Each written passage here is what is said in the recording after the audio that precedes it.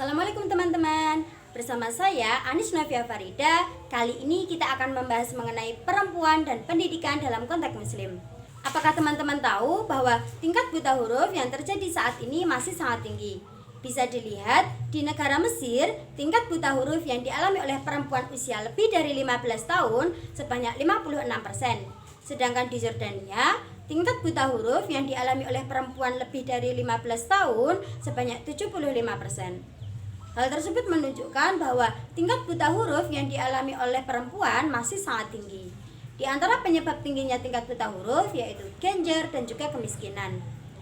Penelitian menunjukkan bahwa masyarakat Arab cenderung memilih untuk menyekolahkan anak laki-lakinya daripada anak perempuannya.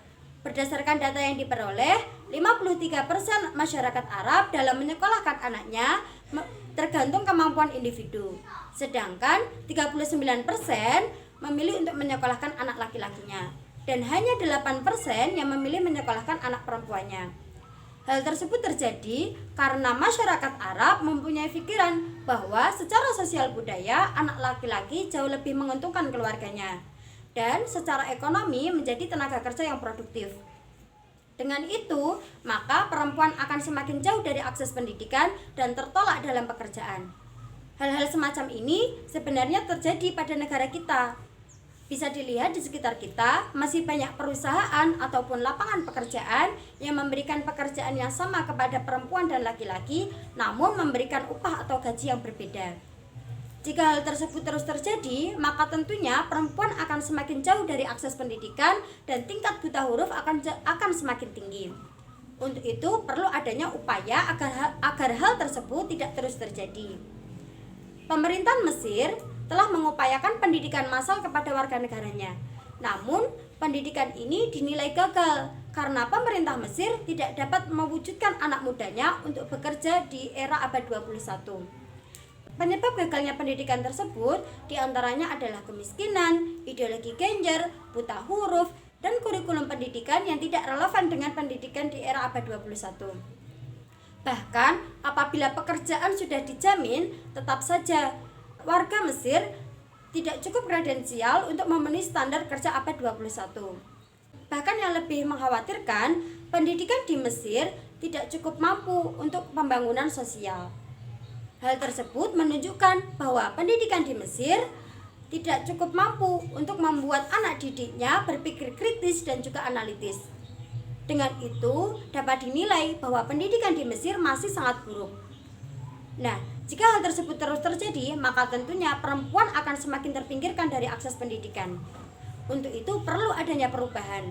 Mengingat menurut studi Bank Dunia tahun 2022, sebanyak 22% perempuan mengepalai kepala rumah tangga. Hal tersebut dinilai meresahkan, mengingat perempuan sudah jauh dari akses pendidikan.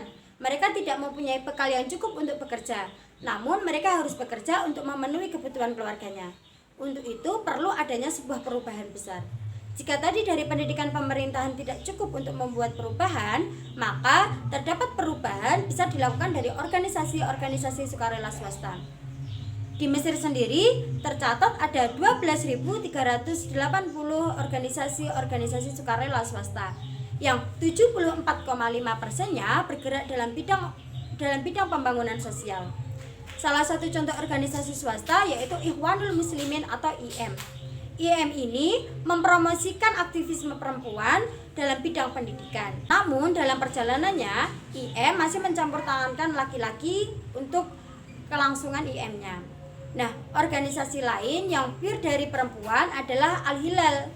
Al-Hilal ini merupakan organisasi sukarela swasta yang didirikan di pedesaan pinggiran Kairo yang bertujuan untuk mengislamkan masyarakat dan memberikan pelajaran dan juga pengetahuan.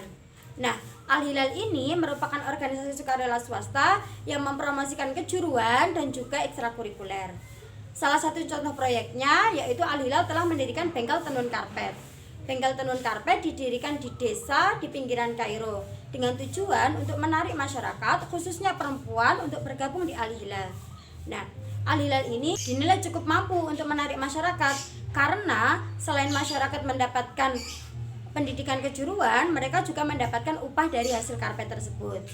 Nah, namun berdirinya Al-Hilal ini tidak serta-merta langsung bisa bagus. Al-Hilal juga menghadapi banyak sekali tantangan. Salah satu contohnya, Al-Hilal harus menghadapi tantangan ideologi Ganjar konvensional. Untuk itu, Al-Hilal memanfaatkan tokoh kunci masyarakat untuk menghadapi Ganjar konvensional. Selain itu, Al-Hilal juga mewajibkan para anggotanya untuk mengikuti kelas les baca tulis dan juga pelajaran agama mingguan. Di samping itu pula, Al-Hilal juga membuka kelas sains atau astronomi dengan metode memberikan kartu flash yang berisi gambar-gambar bulan, bintang dengan warna-warna yang cerah sehingga menarik masyarakat untuk mempelajari ilmu-ilmu umum. Nah, hal tersebut sesuai dengan tujuan Al-Hilal, di mana Al-Hilal ingin memberikan masyarakat pengetahuan, ilmu baik secara agama maupun umum. Selain organisasi Al-Hilal, terdapat juga organisasi lain yaitu Al-Fat.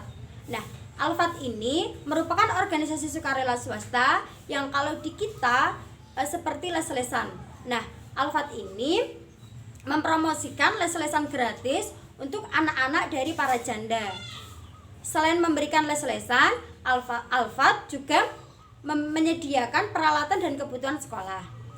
Nah, untuk menarik masyarakat agar mau bergabung di Al-Fat mengadakan kompetensi dengan memberikan penghargaan untuk setiap anggotanya.